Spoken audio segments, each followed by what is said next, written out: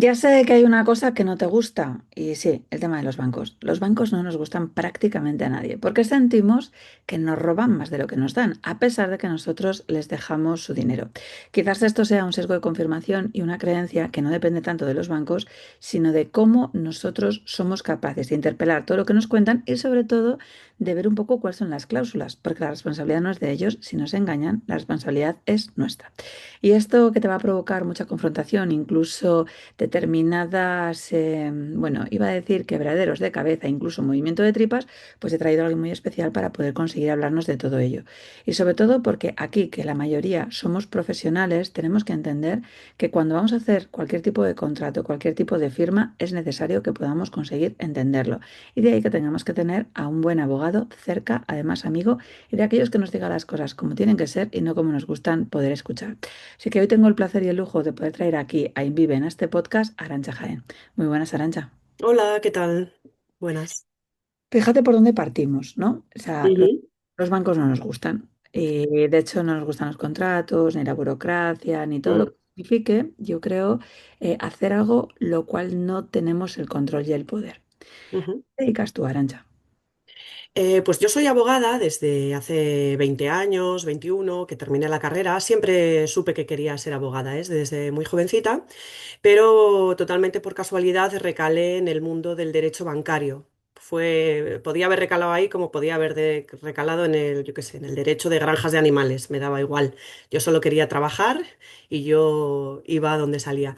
Y entonces desde hace 20 años me dedico a lo mismo, que es a defender a las personas que han sufrido abusos bancarios.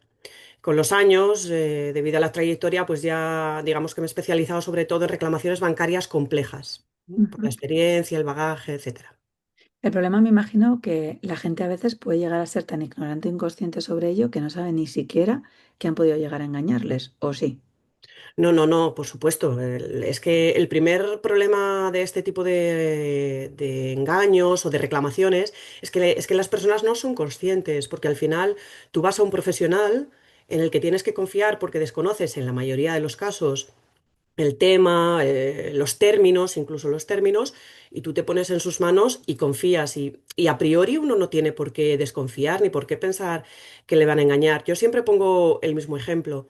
Es como si yo, por ejemplo, me pongo enferma una noche y tengo que ir al servicio de urgencias, tú que eres médico lo sabes mejor que nadie, al Ujú, salir te dan un papelito que tú firmas, ujú. con una serie de pruebas que te han hecho, términos, analíticas, y yo firmo. Yo no conozco esos términos y no tengo por qué pensar que ese señor me está engañando o está poniendo algo que no es correcto. Entonces, por supuesto, con los bancos es que la inmensa mayoría de las veces, por no decir el 100% de las veces, la gente no es consciente de que está firmando algo, incluso vamos a dejar una parte tan peyorativa, ¿no? Como engaño. La gente no es consciente de que está firmando algo que no le conviene, que en determinados escenarios puede funcionar bien, pero en otros escenarios puede funcionar mal. Sí, sí, por supuesto. De hecho, esto a lo mejor se parece un poco a lo que yo digo, ¿no? O sea, es cuando la gente dice, Rosa, ¿cómo puedo vender esto? ¿Qué tipo de lanzamiento tendría que conseguir hacer? Y una de las cosas que yo siempre cuento es que cada estrategia es un mundo, ¿no? Totalmente distinto. Depende de qué quieras vender, a qué precio quieras conseguir venderlo, a quién se lo vendes. E intuyo un poco que en los bancos sucede algo por el estilo. O sea, que no podemos conseguir hacer un modelo generalista, ¿no? Porque cuando entramos, por ejemplo, en temas de fondos de inversión o cuando Ujú. queremos conseguir hacer rentabilidades a fondo fijo o con mayor incertidumbre, va a depender mucho de quién es la persona que tienes delante, cuál es su mentalidad, qué tipo de ahorro tiene, o sea, de muchísimas cosas. ¿Por qué queremos conseguir comprar estrategias que sean generalizadas y firmar contratos que sean generalizados cuando a lo mejor las personas del banco deberían de hacernos un contrato un poco que fuera aguante, ¿no? Que fuera un poco relacionado con nosotros? Claro, de hecho, fíjate, en este sentido, yo siempre digo, cuando la gente tiene miedo de iniciar una reclamación contra un banco, porque es como David contra Goliat, yo siempre explico que gracias a Dios, nosotros cuando firmamos con los bancos actuamos como consumidores, si no somos empresa, ¿eh? Si somos personas normales, somos consumidores y gracias a Dios hay todo un marco normativo, legal que nos protege.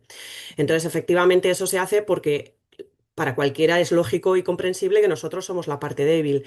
Entonces yo ahí siempre reprocho lo mismo. Los bancos de por sí no son malos, pero sí que tendrían que hacer un esfuerzo, que ya te digo, con todos los amigos que me voy a ganar, que no lo hacen porque no les compensa económicamente, tendrían que hacer un esfuerzo por ser transparentes y por explicar el producto y adaptarlo, como tú bien dices, a cada necesidad, a cada circunstancia familiar, a cada necesidad de riesgo. De hecho, la normativa obliga a que en productos de inversión se haga un cuestionario previo a la persona para que se le pregunte sobre cuál es el riesgo que está dispuesto a asumir.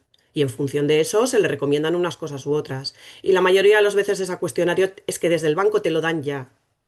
Claro, y entiendo que incluso ese tipo de riesgo que comprendan, no sé si pasar un examen o algo de entender qué funcionan los riesgos, ¿no? Porque antes has dicho que en urgencias hospitalarias en el hospital muchas veces firmas porque a ti te da muchísimo más miedo que puedas conseguir tener un cáncer o de repente, yo qué sé, que pueden ser que no te den un tratamiento, ¿no? Inmunopresor, quizás si no estás Ujú, consiguiendo firmar y piensas que tu evolución de tu enfermedad va a ser muchísimo más progresiva.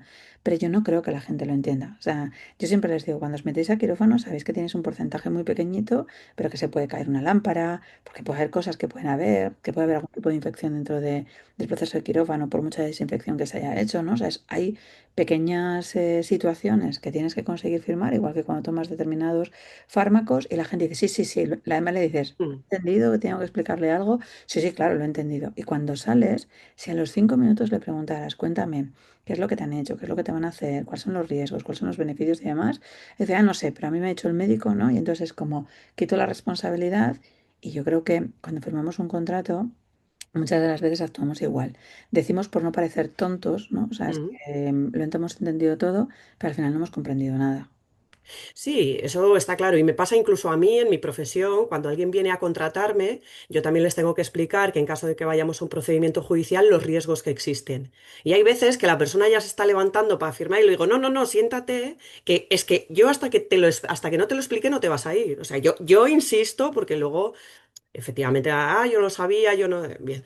Pero en los bancos, en cambio, aunque tienes razón y es igual, insisto en que sigue siendo para mí una falta de diligencia de ellos, porque hay un riesgo muy sencillo de explicar, que es, usted va a contratar esto, sabe que si el mercado va bien usted gana, pero que si el mercado va bien usted pierde. Es algo tan sencillo como eso. Mucha gente le bastaría con saber, por ejemplo, yo invierto 20.000. Muy bien, pero usted ¿está dispuesto a perder solo sobre los intereses que eso puede producir o está dispuesto a perder sobre los 20.000? Claro, habitualmente la gente no quiere perder sobre esos 20.000, a pesar de Exacto. que la otra línea es que se queda en una cuenta corriente solo por la inflación, ya está consiguiendo perder a lo mejor un 10% o más de lo que está dejando, pero es que por eso digo que a veces tengo la sensación de que podríamos ir prácticamente a cualquier sitio con un abogado, ¿no? O sea, no sé, llamarle tipo Pepito Grillo, Pinocho o algo que vaya directamente Mm, contigo haciéndote sombra, porque demasiadas pocas cosas pasan, ¿no? O sea, desde sí. firmar contratos, conseguir, yo que lo veo, por ejemplo, con temas de emprendedores y empresarios, a veces alucino muchísimo lo que se arriesgan sin un contrato explicativo, sin saber exactamente cuáles son las responsabilidades, qué pasa si de repente hay un deceso de pagos. No sé, creo que hay muchas cosas y no sé si es porque no queremos saber, simplemente porque ignoramos o porque asumimos que nosotros vamos con un trébol en el culo y entonces no nos va a pasar absolutamente nada. Pues yo creo que eso que dices tú también lo he observado ahora, por ejemplo, con el crecimiento del trabajo online, el trabajo a distancia, el trabajo de e-commerce, la normativa está evolucionando y cambiando constantemente y yo veo muchísima gente, auténticas barbaridades que no se adaptan a la legalidad, etcétera. Pero yo, fíjate, creo que también hay una cultura en este país, porque lo sufro, de, bueno, no voy a pagar a un abogado preventivamente, ¿eh?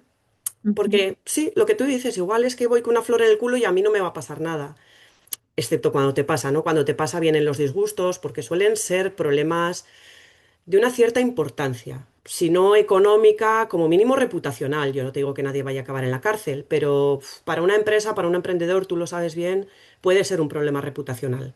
Y encima los quebraderos de cabeza de todas las noches que te va a dejar sin dormir, porque al final puede conseguir que se quede absolutamente en nada, pero si durante 5, 6 meses, 7, 2 años han tenido que conseguir estar pensando en el proceso, es imposible que puedas conseguir tener creatividad, inspiración. Mm. Complicado, muy, muy Sí, complicado. esas preocupaciones consumen muchísima energía, pero es eso, que luego la palabra legal o un burofax o una demanda a la gente le deja literalmente descolocado, pero en cambio no son capaces de anticipar esa preocupación y decir, bueno, voy a consultar con un abogado antes de hacer nada, ¿no? Lo que yo digo de forma preventiva. Sí, es curioso. Mm. ¿Qué responsabilidad crees que tienen los abogados? Porque los de los seguros sí que meten la parte preventiva, ¿no? Y quizás desde esa parte de dolor. Oye, tienes que tener un seguro de casa, porque si de repente tienes un incendio, puedes conseguir perderlo todo. Y el mero hecho, desde un punto de vista de mentalidad, por ese anclaje que tenemos desde el punto emocional, de que podemos perderlo todo y sobre todo perderlo todo en algo que hemos invertido tanto como una casa, hace que sea dudoso que alguien no tenga un seguro de casa, Ujú, a pesar de que no es obligatorio, ¿no? O sea, es muy... ujú, sí. Pero ¿qué responsabilidad tienen los abogados de poder explicarnos desde una forma preventiva el cómo puede ser? Porque yo nunca me ha venido ningún abogado a llamar. De hecho, he sido yo quien he llamado a los abogados buscando algún tipo de respuesta, pero ellos viendo incluso mi situación o mi posicionamiento no me han dicho, yo me encantaría tomarme un café contigo porque tengo propuestas que hacerte. Ujú. Bueno, es que es verdad que la abogacía, yo creo que es uno de los sectores, de estos sectores un poco antiguos. Voy a utilizar una palabra, dicho con todo el respeto, pero para que se me entienda, rancio, clásico, con una... Bueno, de hecho, el derecho está rodeado de formalidades. Si tú vas a un juicio, se dicen una serie de palabras y se sigue un orden que es como muy protocolario, ¿no? Que viene de muy antiguo. Y como tú has dicho muchas veces, yo te lo he escuchado decir, la profesión elige a la persona, ¿no? Nuestra personalidad va muy determinada en qué profesión vas a terminar, entonces yo reconozco que los abogados tenemos cierta rigidez, eh, Bueno, cierta... dicen que sois un poco setos, lo asumís. Bueno, sí, sí, oye, luego los hay que somos muy simpáticos, ¿eh? Yo, por ejemplo, o sea, no, no, es broma. Pero sí, es verdad que te inculcan o no sé, o quizás tú eliges a la profesión, no lo sé. Pero sí, y luego hay mucha falta de transparencia, hay mucha oscuridad, hay mucho miedo a decir lo que cobras, hay mucho miedo a decir que cobras. Y yo eso es una batalla, entre comillas, es un debate que he mantenido muchas veces con muchos compañeros de decir, además como son profesiones un poco también como la de médico, ¿no? Que a veces son de tradición familiar, parece que nos da vergüenza o que está mal visto que hay que salir a vender. Y yo digo, pero bueno, es que hay que aplicar un criterio mínimamente empresarial porque es una profesión como otra cualquiera. Pero nuestra profesión tiene muchas peculiaridades que nos está trayendo muchísimos problemas. Yo, la gente que me conoce sabe que batallo con ello porque somos la única profesión en la que lo que nosotros cobramos está sometido a escrutinio, primero del Colegio de Abogados, que emite un informe para decir si lo que nosotros cobramos a la parte contraria que ha perdido es correcto o no. Y luego eso va al juzgado y el juez decide que estamos cobrando mucho y nos recorta lo que se llaman las minutas a... Pero eso cuando os presentáis en juicio o para cualquier tipo de solución. Por ejemplo, si alguien quiere hacer una asesoría individual contigo, Mm, esa asesoría, si tú decides que son 100 euros, 225, 5, mm. ¿también pasa por escrutinio de un colegio de abogados? En principio no, la contratación privada es libre y yo tengo derecho a cobrar lo que sea. Mm. Pero como un cliente luego diga que cree que yo he cobrado demasiado, ahí entra en función el colegio de abogados, luego el juez, y luego esto que te comento pasa cuando tú ganas un juicio, el que pierde está obligado a pagar las costas, que se llama, ¿no? Del proceso. Tú ahí pasas lo que vas a cobrar por costas y empieza a opinar todo el mundo.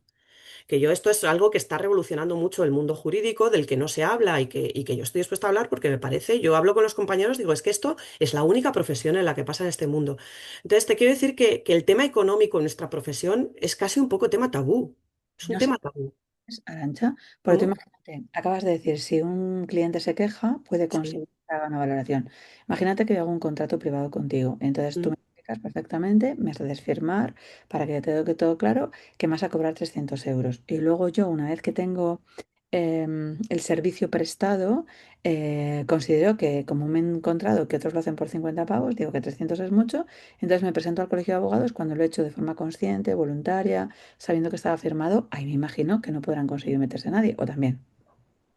A ver, no, no es tan sencillo. El colegio de abogados no va a venir y va a decir tú has cobrado demasiado, pero puede ser el único caso. De verdad que estamos sometidos a una presión brutal. Y luego lo que te digo, por un procedimiento en costas que se sabe, hay como unos baremos de mercado, tú pasas a cobrar eso y luego llega el juez y te dice que es una tercera parte lo que tú tienes que cobrar, pero porque sí, ¿eh? No. No, porque son procedimientos que se repiten en el curso y que a ti te han costado poco y, o sea, yo de verdad alucino. Pues, a ver, y de hecho esto me parece muy interesante, sobre todo porque nunca, no lo sabía, personalmente. Sí, es que es un mundo. Sí, pero mucho o poco dependerá de la persona que tengas delante, porque hay cirujanos que pueden conseguir hacer intervenciones quirúrgicas que por su experiencia, por su formación docente, por su capacitación y talento, pues pueden conseguir tardar 20 minutos en hacerlo, mientras que otras personas necesitarán 6 horas.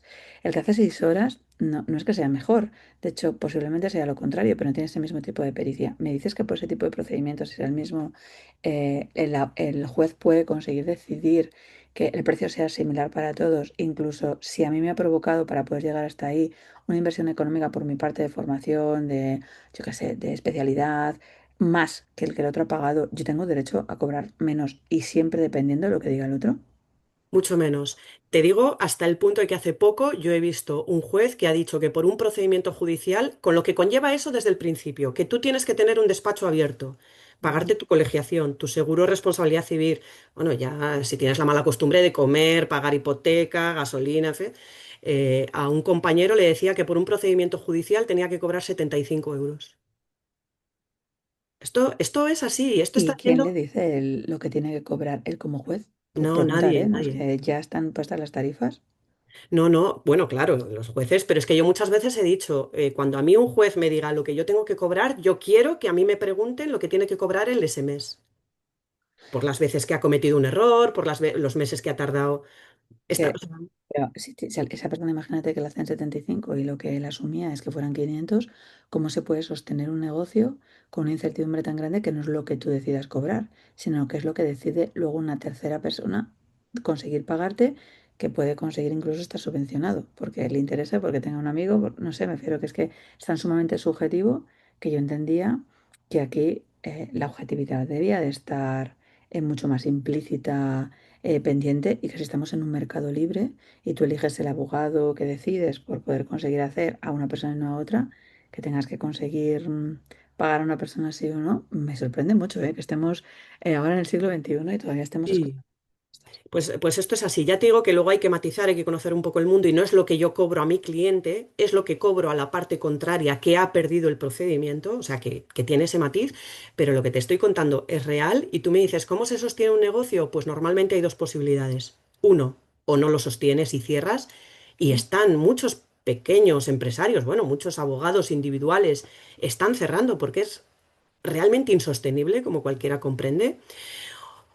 O te vas a la función pública, claro, luego nos sorprendemos de este país, yo me doy cuenta que tenemos una función pública, una administración pública que es un mastodonte, es gigante, bueno, este mismo domingo en Madrid ha habido una convocatoria de oposiciones que ha colapsado el tráfico de personas que se presentan normalmente para 100 plazas o para 130, lo cual debería hacer reflexionar, pero aquí no reflexiona nadie. O bien, pues buscas alternativas que sea, pues voy a coger mucho volumen de casos, pero mucho es mucho. ¿Y cómo tú prestas atención a mucho volumen de casos? Pues la atención personalizada, lógicamente, baja. La atención personalizada va a bajar y me imagino que tu calidad de vida también va a bajar.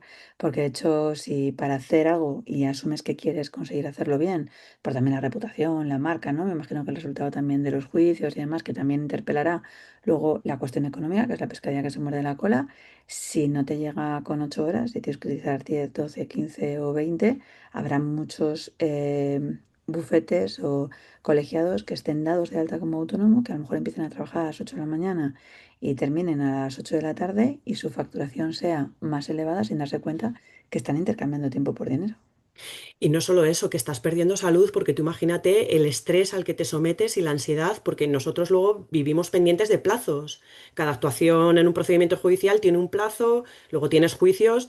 Yo he ido a Madrid, por ejemplo, a un juicio y antes de entrar al mío me han pedido que si podía yo entrar a sustituir a una compañera que no se había presentado porque se la había olvidado. Porque tienen tal caos de agenda y yo muchas veces cuando pasa en muchas ciudades, pero sobre todo en Madrid, que es que el juzgado parece un mercadillo. Tú estás allí porque vas con 10 minutos, yo que suelo ir con 10 o 15 minutos antes, y ya me han pedido 3 veces que entre a sustituir a alguien porque no ha aparecido.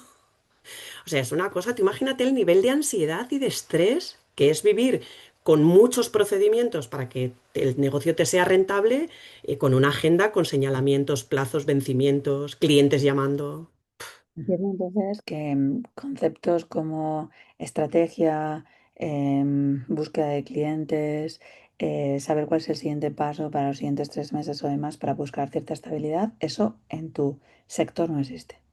En la mayor parte de mi sector es inimaginable, no es que no exista, es que es inimaginable. Tú hablas con cualquier compañero para transmitirle eso y lo que te dirá es, yo con sobrevivir tengo bastante, mi única estrategia es sobrevivir. O sea, ir sacándolo, ir sacándolo. ¿Y qué facturas están dispuestos a pagar desde el punto de vista emocional?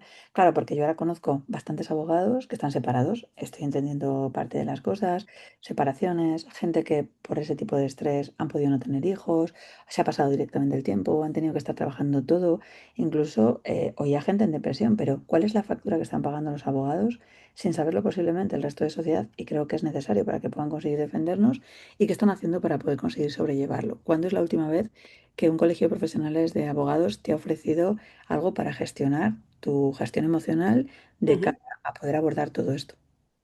Hombre, yo en ese sentido sí que solo puedo hablar por el colegio que más conozco, que es el de Valladolid, que además yo soy miembro de una de las comisiones y nosotros sí que es un colegio mucho más manejable, mucho más amigable, mucho más, hay mucho más contacto personal y sí que hemos realizado formaciones de coaching, de psicología para tratar de, pero porque somos conscientes de que estos problemas existen, solo tienes que hablar con los compañeros. Pero como te decía antes, también es una profesión en la que y yo lo he visto mucho, y yo la primera, no me saco de ese colectivo, pero se da mucho el tema del ego. Uf, es que yo incluso cómo me voy a plantear que quiero hacer otra cosa en la vida, si mi padre era abogado, mi abuelo era juez, ¿entiendes? Y luego está aceptado socialmente que existen, evidentemente existen, pero en la sociedad no está como asociado médico, dentista y abogado, bueno, están forrados. Yo me acuerdo hace unos años cuando yo me compré un coche y un amigo me dijo, bueno, tú te habrás comprado un BMW, ¿no? Como eres abogada. Y yo dije, pues no, me he comprado un Skoda. ¿Qué te parece? Se quedó como... ¿eh?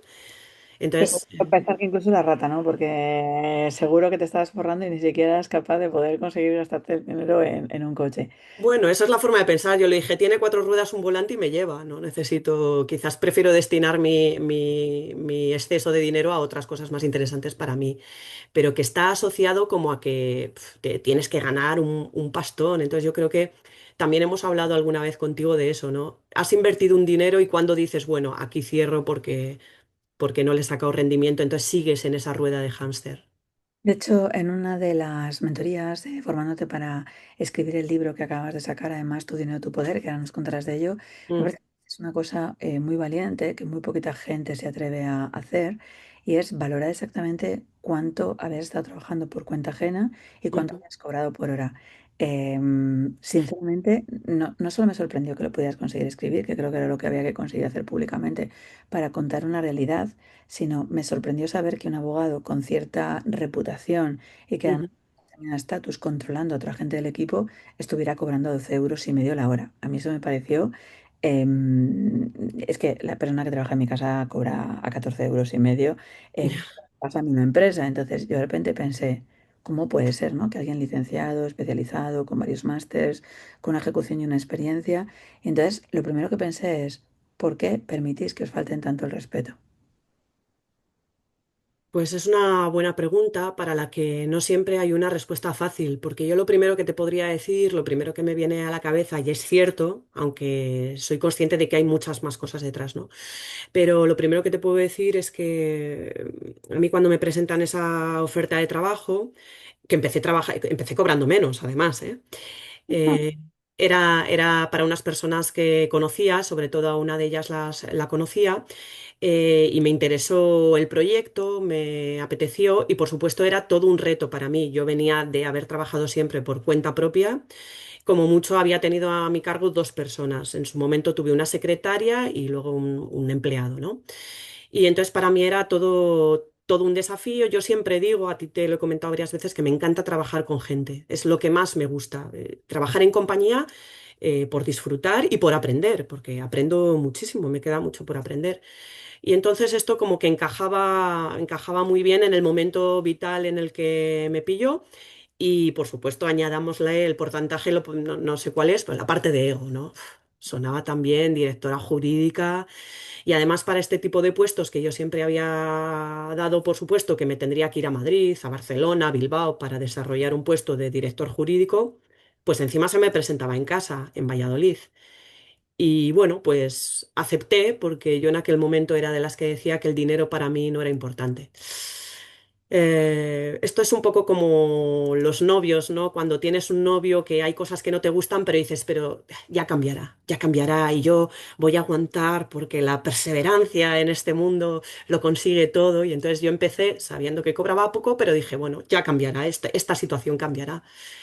Y para sorpresa de muy pocos o de nadie, pues la cosa no solo no cambió, sino que ni siquiera dices, bueno, pues es que se valoró mi fidelidad, se valoró mi apuesta personal y se valoró para darme una oportunidad, para darme herramientas para poder desarrollarme en ese puesto.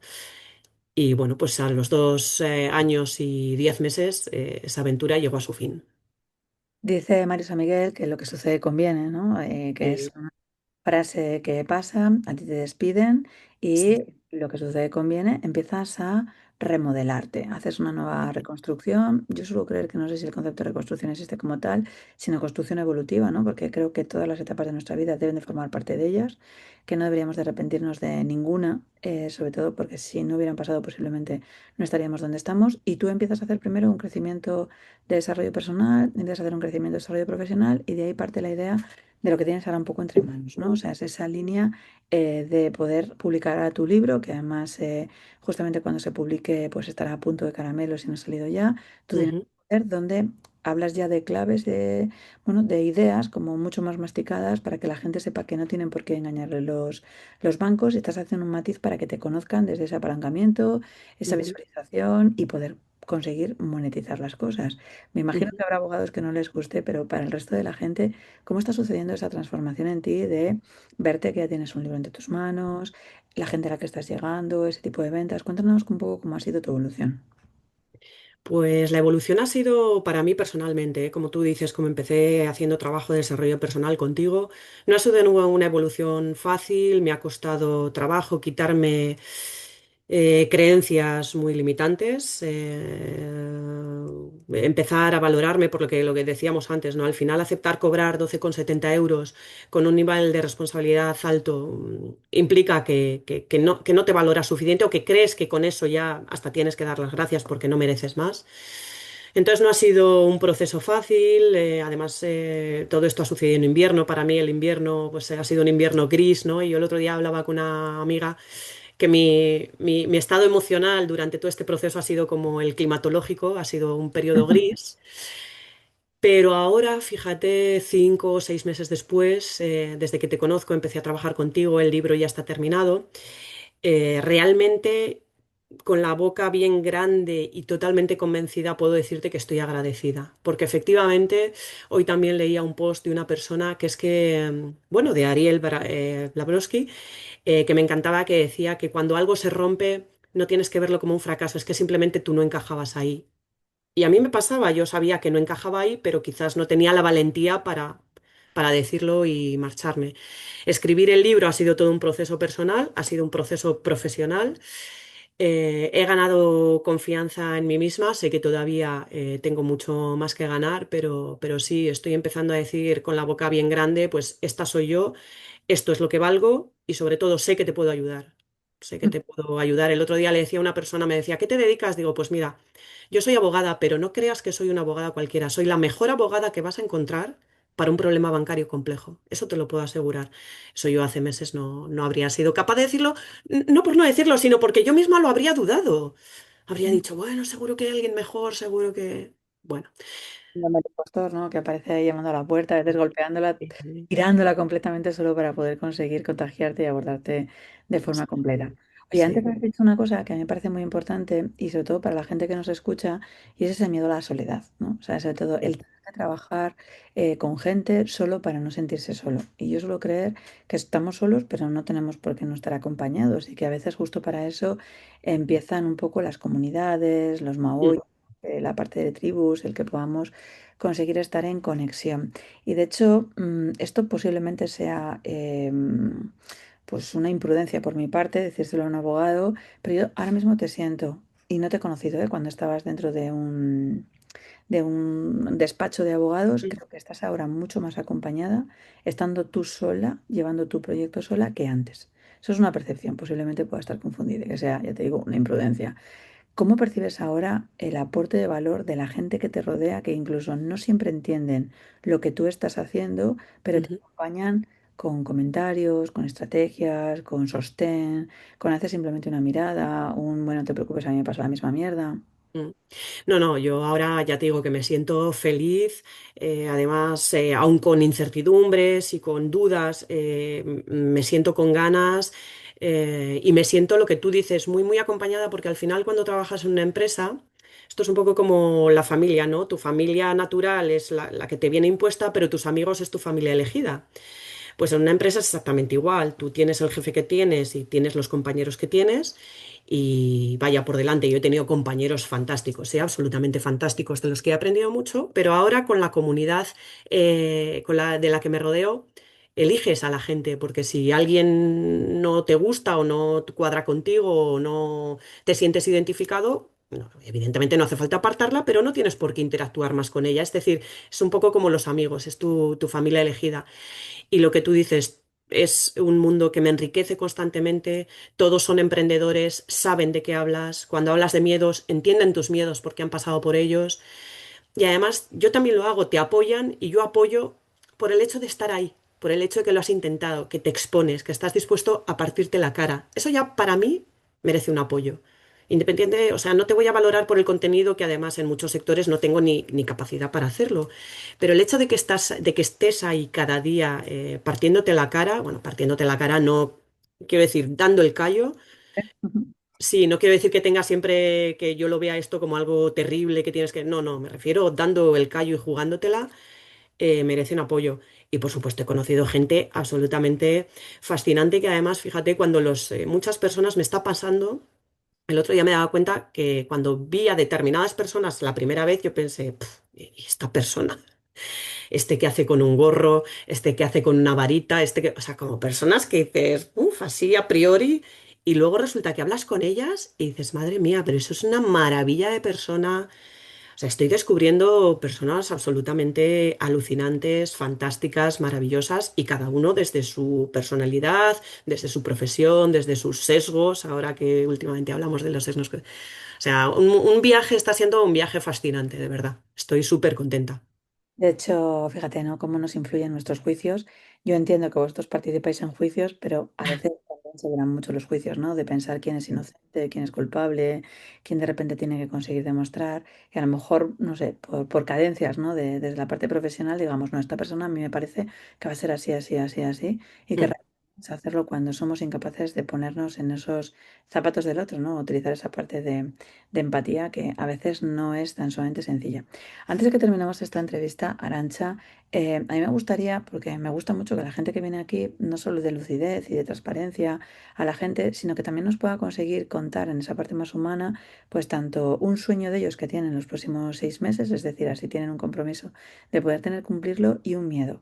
Porque algo de lo que veo y cada vez más, ¿no? Cuando estoy en formaciones, me da igual en la que sea, tema de estrategia, de ventas y demás, es que a veces verticalizamos a la gente que es muy grande, pero son personas como muy cercanas, gente que también tiene miedo, te los pone muchísimo antes con una máxima vulnerabilidad, que la gente que no, que está desde, bueno, pues a lo mejor un secuestro de su ego, ¿no? El ego le tiene totalmente secuestrado. Entonces me gustaría que pudieras contarnos, pues eso, un sueño que tienes ahora y un miedo para que vean que eres de carne y hueso, que estás haciendo cosas maravillosas, que estás pudiendo conseguir ser la mejor abogada, que va a poder conseguir luchar un conflicto desde el punto de vista de rendimiento bancario, pero que vean quién es también Arantxa Jaén, porque yo soy de las convencidas que no contratamos un abogado, sino que contratamos una persona con la cual nos relacionamos, nos vinculamos, tenemos una conexión y que además ejerce la abogacía y puede conseguir ayudarnos. Hombre, pues miedos, vamos, no. Hace falta que aclare que tengo muchísimos, como prácticamente todo el mundo. Quizás el miedo que más se repite últimamente es no ser capaz de sacar un proyecto profesional mío propio adelante. Es decir, no ser capaz de mantenerme en este emprendimiento, ¿no? No conseguirlo. Me refiero a la solvencia económica, que no sea económicamente rentable y que yo no lo pueda sostener. evidentemente ese es un miedo que existe, aunque intento no detenerme en él. A veces cuando pasa por mi cerebro es como esto de las nubes, ¿no? Pues como una nube que pasa y digo, bueno, pues déjalo pasar. Un sueño, pues fíjate, es que tengo el sueño de tener mi propia empresa, con algún empleado, de tener, más allá de mi emprendimiento individual, como lo que te decía antes, me gustan tanto las personas me gustaría tener mi propia empresa.